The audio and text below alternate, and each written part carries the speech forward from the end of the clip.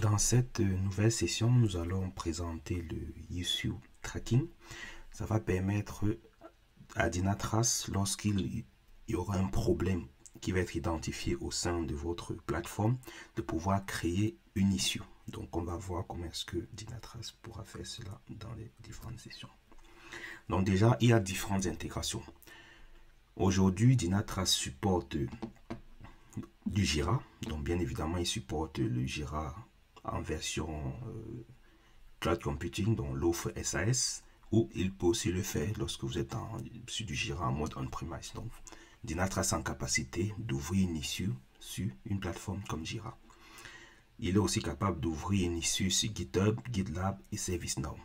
Bien évidemment, pour chacune de ces plateformes, elles ont souvent des mécanismes d'authentification. Donc, lorsqu'on va dans Dynatrace en train de configurer la création d'issue, bien évidemment, en fonction de l'application, on définira un utilisateur, un mot de passe, un token.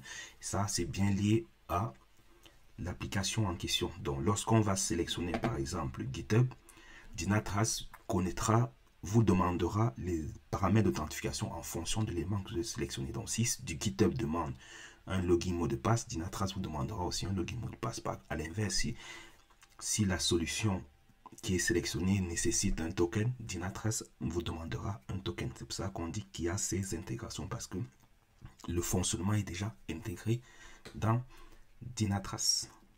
Donc ici, vous avez une capture qu'on verra plus tard lorsqu'on sera dans les sessions au niveau de la console Dynatrace.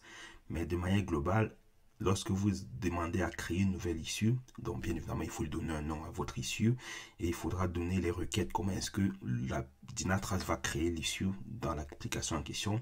Et puis dans un second temps, il y a toute la partie authentification que vous devez renseigner pour que lorsque Dynatrace essaye de créer l'issue, bien évidemment, les créations se font via API. Et donc du coup, Dynatrace a besoin de ces éléments pour pouvoir interagir avec l'application dont on fait l'intégration. Un des champs qui est très important, c'est le champ query.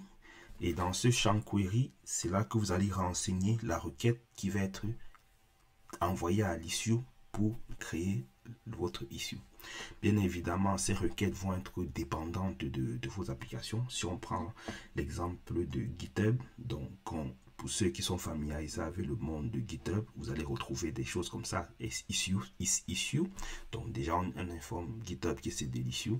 Bien évidemment, on est en train d'ouvrir une issue. Donc on va aussi le rappeler que c'est du open. Donc bien évidemment, on n'ouvre pas une issue fermée. Donc Dynatrace, lorsqu'il va ouvrir l'issue, ça va être aussi en mode open. Et ensuite, de suite, vous donner un certain nombre d'informations. Donc la query est vraiment dépendante de l'intégration. Donc quand vous faites du Jira, la requête n'a rien à voir avec celle que vous aurez fait pour GitHub. Donc faites bien attention. N'hésitez pas à vous référer aux documentations des produits en question. Donc ici, vous avez quelques exemples d'intégration, mais n'hésitez pas à vous référer à la documentation du produit en question.